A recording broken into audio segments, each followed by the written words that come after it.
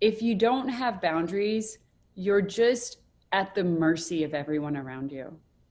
You are letting them tell you who you are, what to do, what's right, what's wrong, where you should be, where you shouldn't be, how you spend your time, who you're hanging out with. Like you're sort of at their mercy because you don't know enough to not let that voice matter.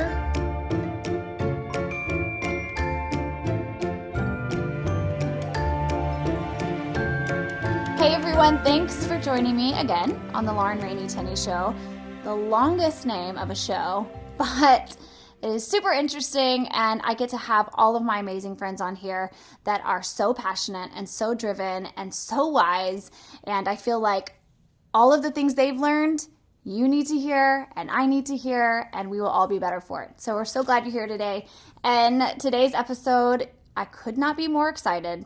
I am borderline jumping off the couch because fashion icon, fashionista, but more importantly, I think now my friend Jennifer Laine is here. She is the president of Cloud Productions, and that is a fancy name for Henry Cloud's company. Dr. Henry Cloud is one of the authors of Boundaries, a book that changed my life, a man that has changed her life as well. And she's here to talk today with us about boundaries and boundaries in her life, but also working with him and how that works, how that looks, and why that's been important to her in this, I would say, growth phase. Thank you so much. That's very sweet of you. We asked you to kind of write out a bio because it's really helpful to us to introduce you in the best way. And you talked about being a pit trader. And before we get to all of the work you've done with Henry Cloud, I want you to tell me what a pit trader is. I have no idea. So I was an economics major, and I graduated a little bit early and studied internationally for a while.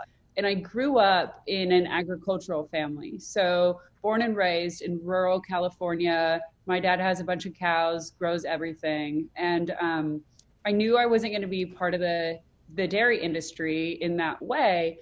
But he had a trading account at the Chicago Board of Trade, and they hired me to be a trader. And so in the pit back in the day, this is 2005, I was a pit trader. So like you see in old stock trading movies, like yelling, waving hands. Yes. Okay. All of that. So that was my first real job out of college. And I did that for a very long time. And to be completely honest, I thought I would go back to it, but I had to set a boundary in that area of my life. I didn't know I was doing it at the time, but my dad did. And he very thoughtfully and in a healthy way made me realize this wasn't the right move for me. So I was living in Chicago. He flew to Chicago every weekend for a couple of months and took me to brunch on Sunday and church on Sunday just to like understand how I was feeling and what was going on. Because the support that he showed in showing up, but also the healthy boundaries he had in place by not really pressing me over the course of a couple of months made me realize like this is not benefiting me in the ways that really matter in my life. It was in plenty of other ways, but not in the ones that really matter. So I quit. Jennifer, here's where I kind of want to go with this.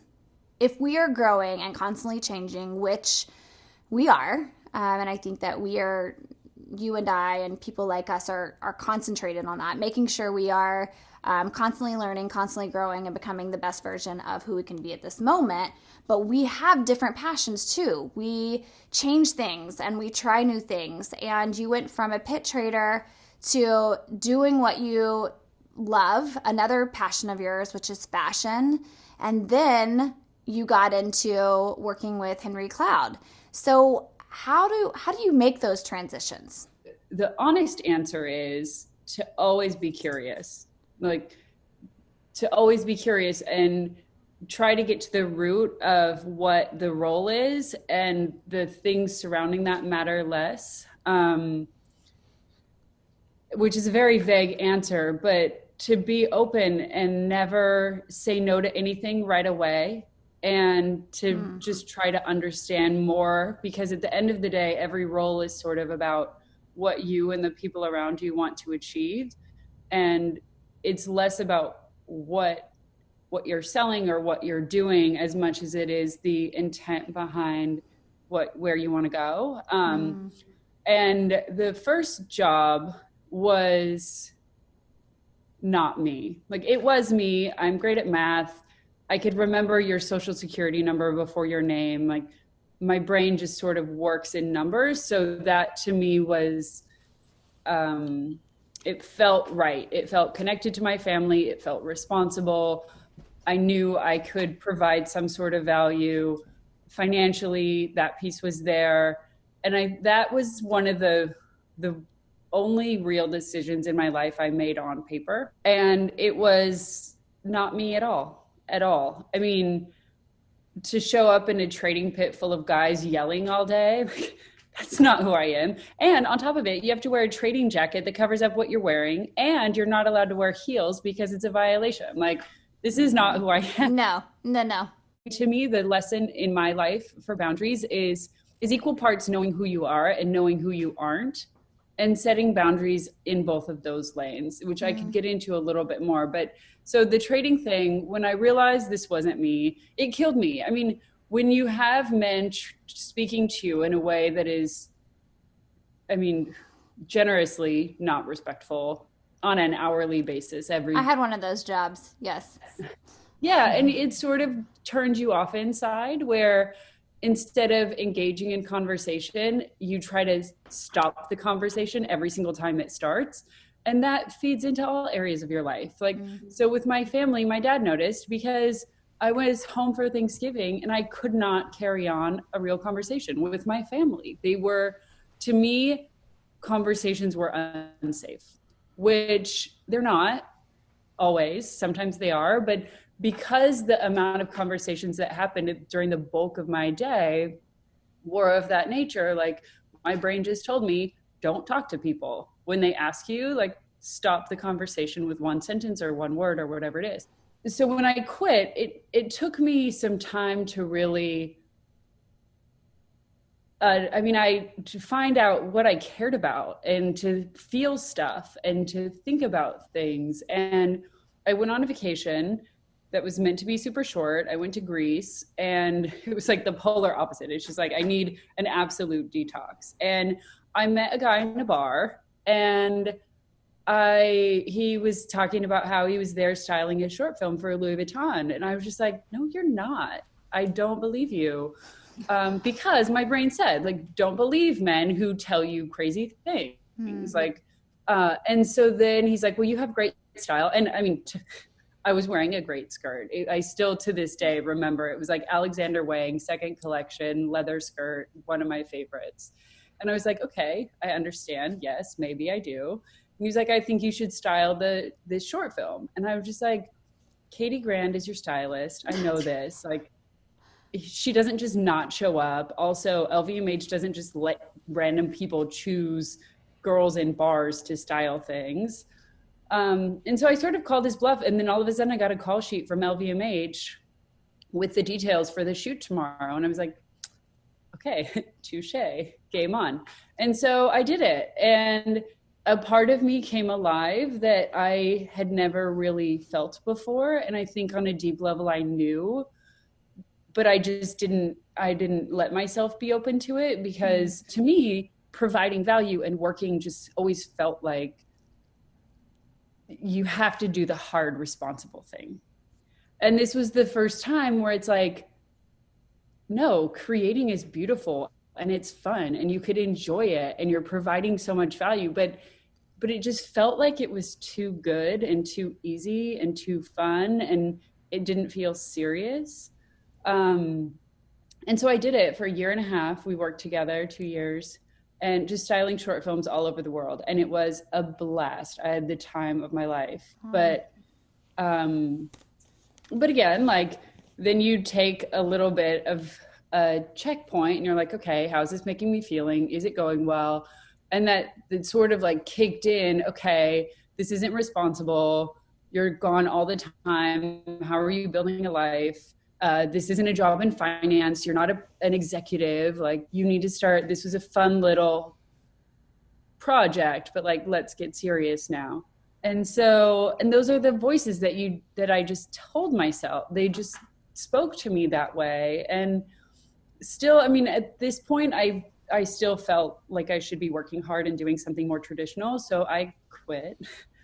And I tried a few different roles in the fashion industry that were more executive-ish, and they took the fun out of everything that I loved doing. Sure. And then I met Henry through my ex-boyfriend at a Cinco de Mayo party. And he was like, hey, here's a project that I would like to do. You have a wide array of experience. At that point, I was working on a project for Samsung for New York Fashion Week. And it was big and flashy and super fun, but it was always meant to be short term. And he was like, well, you know how to make things look good, and you're great with brand awareness. You're operationally minded. Like, let's see where this goes. And so that's how I met Henry. And so there isn't really a through line, except my subconscious telling me what I should be doing and what I shouldn't be doing. Mm-hmm. But I would say at that point, I still hadn't figured out the boundaries around who I am and what I wanted. Until you started working with Henry. Until I started working with Henry. And I mean, osmosis, like if you want to learn about boundaries. Oh yeah. But the dream he had for people and the project hadn't even been started. And so it was just the two of us starting this thing to make people understand how to have healthier boundaries, how to live in a very holistic way, and to be the best version of yourself for you and for those around you. And at the time I thought, like, I've got this. Like, I had great parents, good childhood. Like, I think I live this way. And then it took really diving into the content and spending a lot of time with him to realize, oh, wait. I had a lot of areas where I had no boundaries. Right. One of the many things that I learned reading his book and starting to implement boundaries was that I had no idea. I had no idea that this was a way to live. And it was so exciting. It was hard work, but it was so exciting. So I would love to know from you why people need boundaries. If you don't have boundaries, you're just at the mercy of everyone around you. You are letting them tell you who you are, what to do, what's right, what's wrong, where you should be, where you shouldn't be, how you spend your time, who you're hanging out with. Like, you're sort of at their mercy because you don't know enough to not let that voice matter. And even when you think you do, even if you've decided it doesn't matter, that's not even halfway there. You still can own the emotions surrounded to that. You can let people guilt you for things you shouldn't feel guilty for. Can you give me an example of that? So, okay, perfect example for me. I was in a relationship and the gentleman's mother just always had these opinions of what I should be doing. And she felt that was what I should be doing. And I used to just do it every single time. But then finally I was just like, this is crap. Like, I'm not doing this anymore. But then every time I didn't do it, I still felt guilty for not doing it, even though I knew I did not need to be doing it. It's stuff like that then the work of establishing boundaries and understanding boundaries not only lets you be in control of your life physically, but also more so emotionally, where you then learn someone else's emotion doesn't have to be my emotion. People fear a loss of relationship when they do set hard and fast boundaries. What would you say to them? It's going to suck sometimes. Like, losing someone that you think is important to you is hard. The majority of the time when it's happening and you're in it, you can't really see it. But when you get past it and you don't have to deal with the emotional trauma of it, you can't believe you put up with it for so long or by that person. And you don't always lose them. That's another thing. you may lose them for a little while, and then they come back and your relationship is healthy because both of you understand what you will do and what you won't do. And Right. so I would say the people that don't come back, most likely you do not want in your life. And the people that you will have a hard time with because you'll miss them, and there were so many good elements that they brought to you and to your life and to the life of your friends or your community, they'll come back because most of the time it's just a pattern that you've allowed, and they don't even know how you actually feel about it. And once they know, and you understand, and you're both sitting there with everything out in the open, you're able to have a real conversation about the reality of the situation, and you're able to find a way forward that works for the both of you. You live in Manhattan, you're in all the action. To people that are not there, it's so exciting and so interesting. You meet so many people. How do you know when you meet these people that are just from all walks of life, all over, and aren't as comfortable in their skin as you are, having the wisdom that you have regarding boundaries and just life in general? Do you feel like you know immediately if there is going to be a connection there? I would say yes and no. I think with I'm 36, and when you've lived that much life I've now lived in a number of different cities, and life goes through different stages and changes. And I think friendships change in different stages of life. And so, your best friends forever, like thick or thin, kids or divorce, like you are my person. If something is wrong and I call you, you will move heaven and earth to make sure that I know you're there for me. Those people, I think right away. I think like innately and instinctually, that people either have your same value set or challenge you in the right ways or add a level of diversity in your life that you didn't realize was missing until they walked in. And I think it's pretty easy to tell people's intention. And sometimes they're prickly because they're insecure. Sometimes they're overconfident because they're insecure. Sometimes they're shy, so the communication doesn't work. But like, you can tell people's intent. And I think that's the most important thing. Additionally, like a good sort of like 4-step process that Henry outlines, that is just a good second check for me, is he has something he calls the 4 corners of relationship. Okay. Everybody in your life fits into one of those 4 spots, and sometimes they move around or shift. But the first one is just disconnected. So these are the people who you call them, they never return your calls. You need them, they're not there. Like they're you know them and you count them as your friends, but they're not. Like they're just not connected to you. Okay, disconnected. Yeah. The second is bad connection. So these are the people who, no matter what you're talking about, they know something better. They have something better. You're less good for these reasons. They make you feel bad. Mm-hmm. And whenever you end conversations with them, you just don't feel great. And everybody knows these people. Many of us keep people like that around because we feel like, oh, well, I have to prove something to them. Like, oh man, not great, but like if I prove that this is, then they'll get me. They'll never get you. Like they're just those people. And then the third is a fake connection. So these are like super fun. Whenever you're going skiing or to a birthday party or a concert, like they're always in for a good time, no matter what. And they're always a really good time. Like they're out on the dance floor with you. They're doing all this stuff. And you think like, okay, we're totally friends. We're having a blast. But when you have a crappy day, they're not going to walk through it with you. Like they're just there for fun. So that's like the fake good connection. Mm-hmm. And then the fourth is your inner circle. Like, no, I could say anything to this person. They won't judge me. They'll try to help me through this.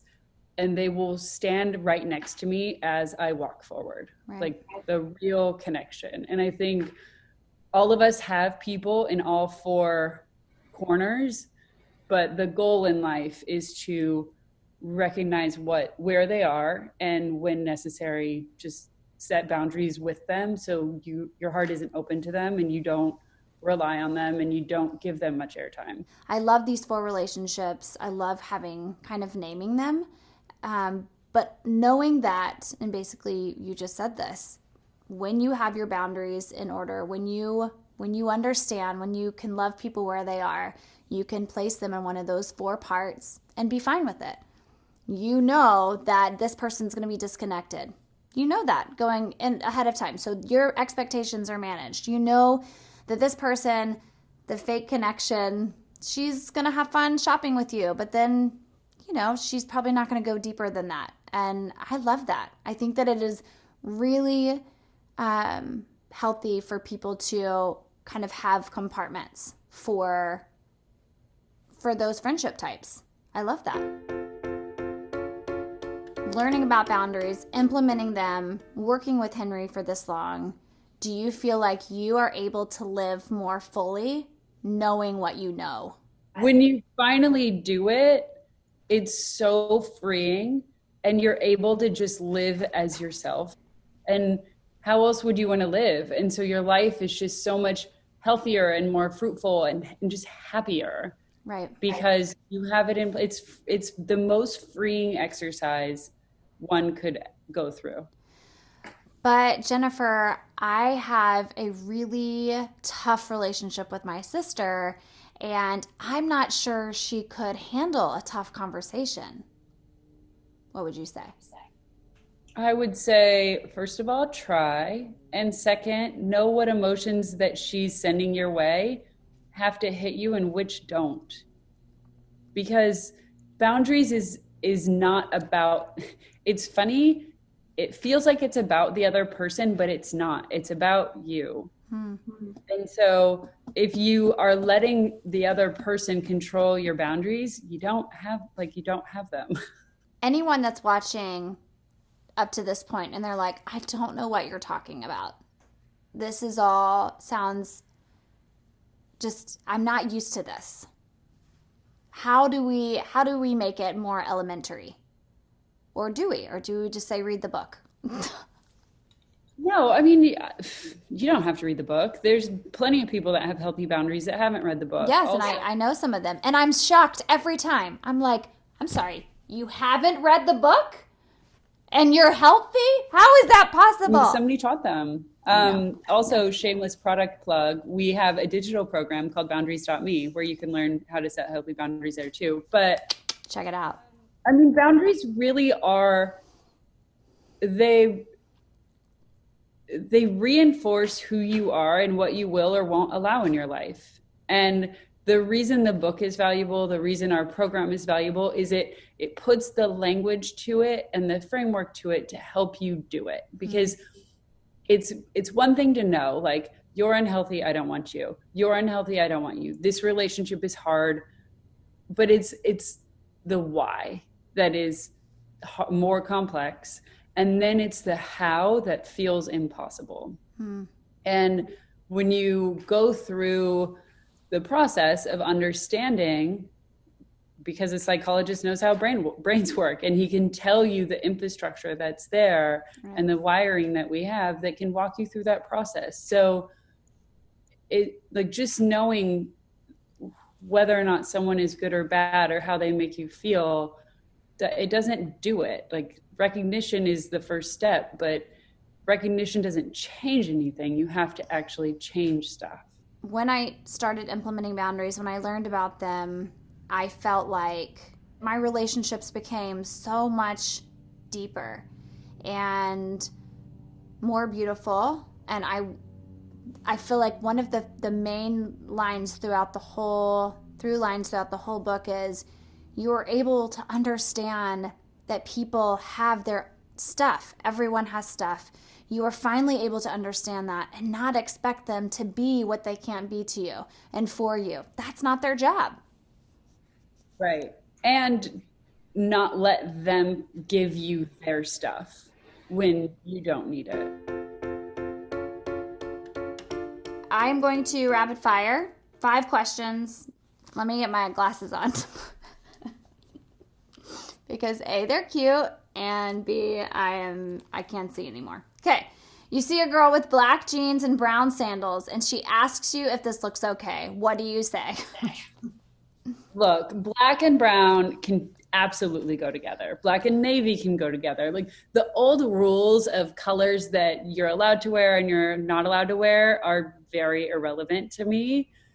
Most of what you have on is just whether or not you like it. If you like it, you will wear it. If you're uncertain about it, it will wear you. And you don't ever want to wear outfits that wear you because everyone can tell. Oh my goodness. Oh my goodness. You are fabulous. Okay. Favorite trip ever? Favorite? Oh, I am the one I'm about to go on. I have a lot of cousins in Switzerland and throughout Europe. And every year we have a family reunion in the Austrian Alps and we ski for a whole week. And it is, sometimes friends come. This year, 3 of my friends are joining, and it's just a huge family of origin and family of choice reunion in the Alps. We ski, we eat, we ski just to eat, but the skiing is incredible. But it's my favorite trip. Like I have had butterflies for 2 weeks thinking about it. Is Alexander going? He's your fiance? Yeah, and he has never skied in Europe. What is the most expensive pair of shoes you've ever bought? How much?